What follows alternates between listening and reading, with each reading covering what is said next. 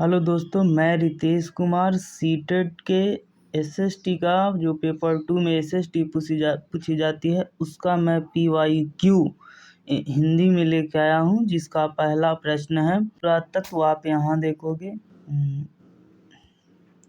यहाँ पे कि पुरातत्वविदों को भारत में नवपाषाण युगीन गर्तावास कहाँ मिले। तो आप बुर्ज होम मार सकते हो। और इसमें ये पूछा है कि निम्नलिखित प्रश्न नंबर 2, ये जो दूसरे हैं इसमें से आपको ये प्रश्न पूछे हैं कि कौन सही सुमेलित है, सही मेल है। आप ये देखो, तो आपको मैं दिखाता हूँ कि ये मध्य पाषाण युग जो है वो 9000 साल पहले। तो मैं आपको एक इमेज दिखाता हूँ अभी। ये अब आप यहाँ पे एक इमेज देख सकते हो। सॉरी,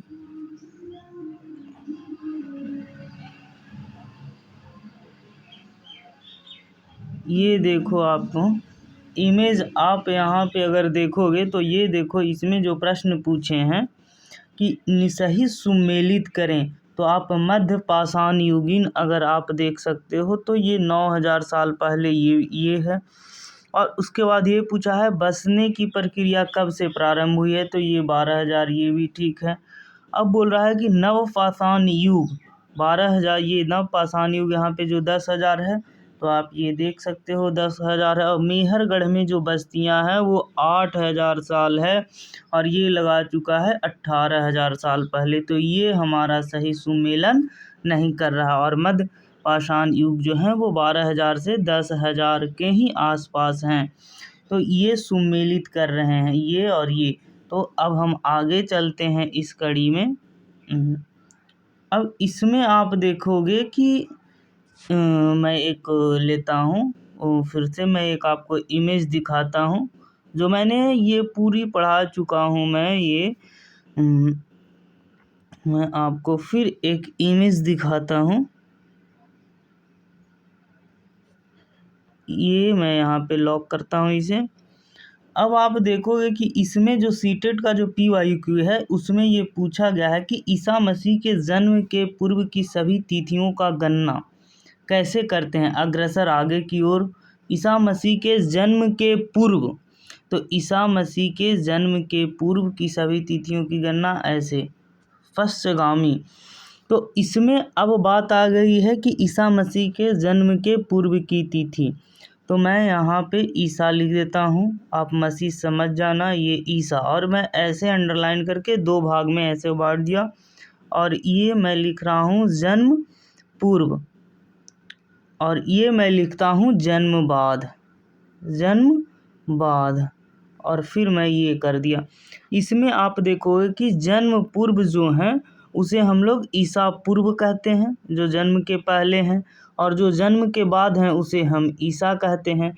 इसीलिए इस दोनों शब्द को इंग्लिश में अगर लिखें तो इसे हम BC कहेंगे, बिफोर क्राइस्ट।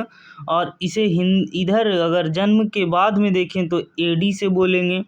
और BC को जगह BCE, ये आप ध्यान रखना, ये तीनों एक ही हैं, ईसा पूर्व BCE।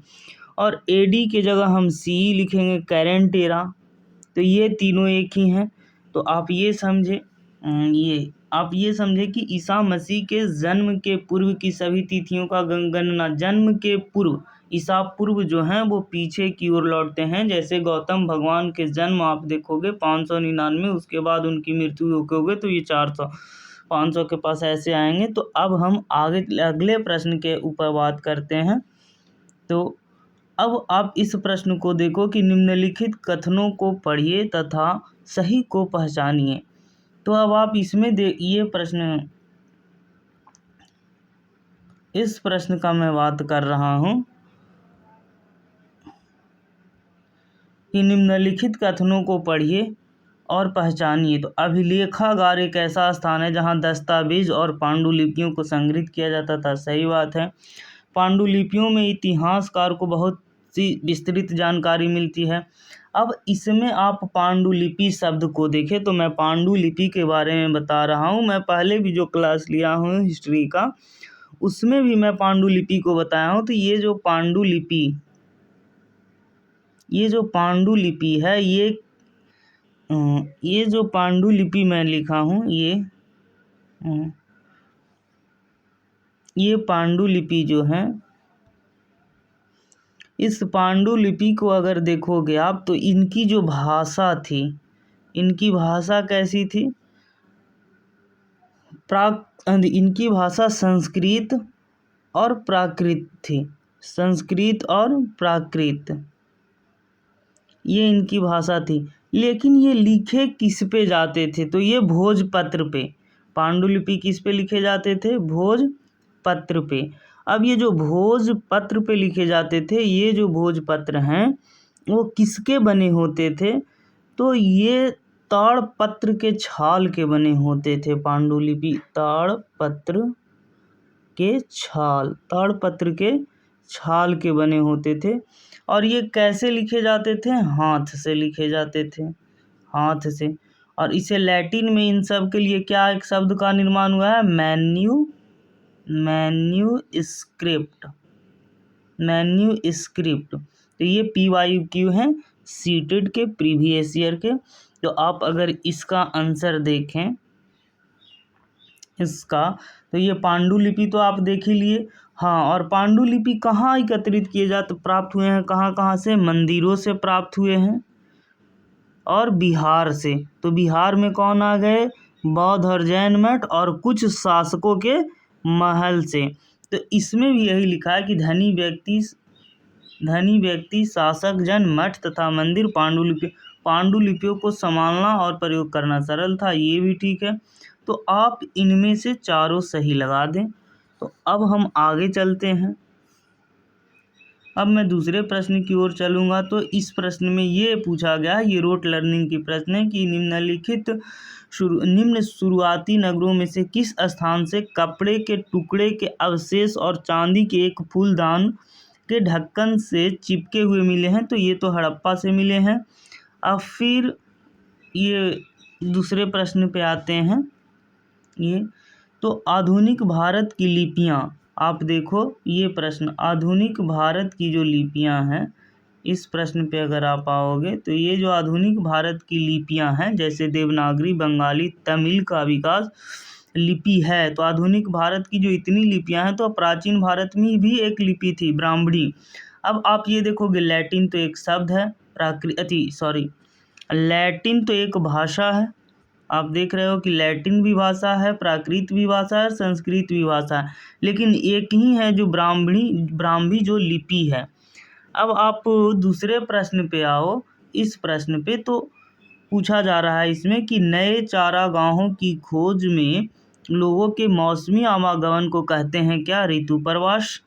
अब जो मौसमी के अनुसार लोग चारागाह की इधर उधर खोजते हैं, जैसे जो लोग गांव से जुड़े होंगे वो देखे होंगे कि भेड़ियां जो पाले हुए हैं वो अपने मौसम में आपके गांव पे भेड़ियां चराने आ जाएंगे।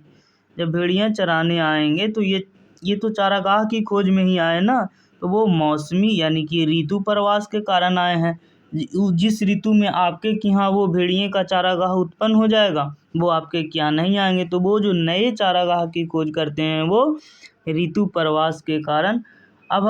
अब आपको हम आगे प्रश्न पर ले चलते हैं, जिसमें ये कहा गया है कि पहले पालतू बनाए गए पशुओं के दावे निर्धारण में निम्नलिखित में से किस प्राथमिक स्रोत का आप हवाला देंगे?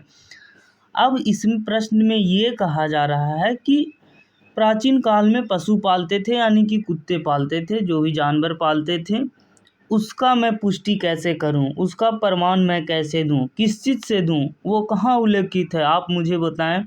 तो इसमें वो बता रहा है कि वो आपको पांडुलिपि में लिखी हुई है। पशुओं के मूर्ति खिलौने मिले हैं, खिलौने मैं अभी हो सकता है दिखाऊं। और गुफा चित्र, ये भी मैं दिखा दूंगा, गुफा चित्र भी मिले हैं।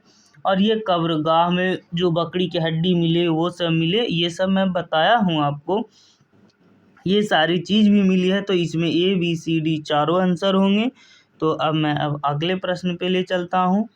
अब इसमें जो अगला प्रश्न है वो कह रहा है कि पहले के पुरा स्थलों में से एक पुरा स्थल वज्रहोम है। तो इसमें खाना पकाने के लिए चूल्हों के चिन्ह मिले हैं। ठीक है, सही बात है। अब ये जो बुर्ज होम है इसमें देखिएगा आपकी गर्तावास भी मिले हैं। गर्तावास मतलब मौसम के अनुसार लोग नीचे रहते थे और धूप उनकी इच्छा होती थी तो ठंड में वो बाहर भी निकलते थे। तो उसी में गर्तावास के अंदर भी और गर्तावास के बाहर भी राख के अवशेष मिले हैं।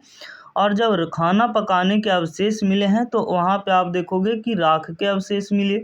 और जब राख के अवशेष मिले तो आपको ये पता हो जाएगी कि लोग आग के आविष्कार को जानते थे, आग के बारे में जानते थे। और जब लोग आग के बारे में जानते थे तो वो खाना कच्चे नहीं, खाना पका खाते थे।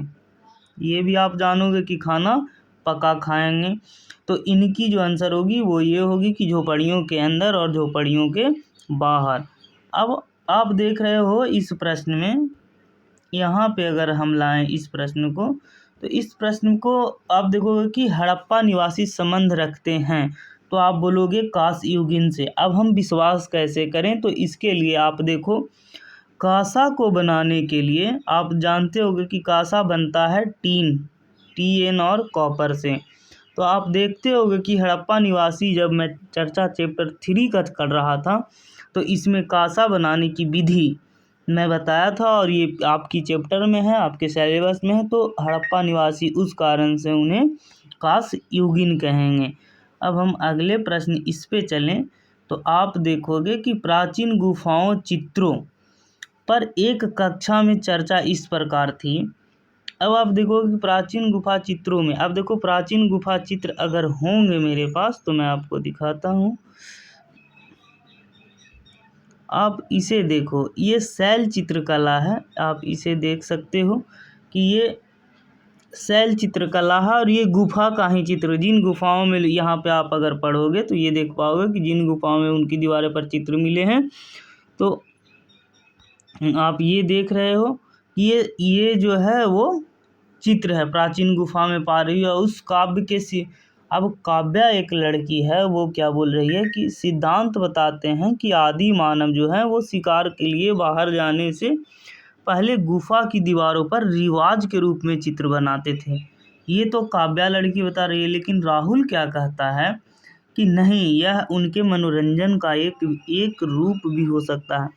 अब ये पैडागोजी टाइप में आपका प्रश्न दिया हुआ है, पैडागोजी।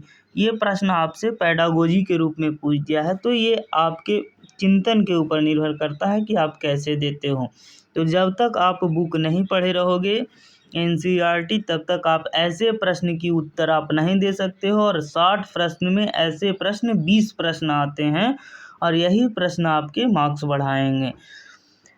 अब यहाँ पे शिक्षक ये कह रहा है कि श्री कुमार इस चर्चा का उपयोग इतिहास से संबंधित सोच विचार कौशल का परिचय देने के अवसर के रूप में करना चाहते हैं। यानी कि ये दोनों की बात को देखते हैं कि दोनों इतिहास को कितना जानता है। निम्नलिखित में से किस कौशल का परिचय वह सबसे बेहतर रूप से दे सकेंगे। शिक्षक जो हैं वो सबसे बेहतर रूप से क्या परिचय देंगे, साक्ष्यों का मूल्यांकन करवा देंगे। यही तो है। अब आप किसे गलत कहेंगे बताएं, किसे आप पुनर्बलन नहीं देंगे। पुनर्बलन तो दोनों को देना है, गलत बोले या सही, तो आप साक्ष्यों का मूल्यांकन करवा देंगे। तो अब हम आगे चलते हैं ये दूसरे प्रश्न में। अब आप ये देख रहे हो कि इतिहासकार में तिथियों एवं वर्षों को सूचित करने के लिए प्रयोग में आने वाली वर्तमान, ये वाली इतिहास में तिथियों एवं वर्षों को सूचित करने के लिए प्रयोग में आने वाली वर्तमान प्रथाओं के बारे में निम्नलिखित कथनों में से कौन सा कथन सही है। तो अब आप देखोगे कि AD के स्थान पे क्या हम DCE लिख सकते हैं, नहीं, ये गलत है। AD के स्थान पे हम CE लिखेंगे, BCE नहीं लिखेंगे। ठीक है। अब आप BC के स्थान पे AD लिख दोगे, जब AD के स्थान पर BCE नहीं लिख सकते हो तो क्या BC के स्थान पे AD लिख दोगे, नहीं।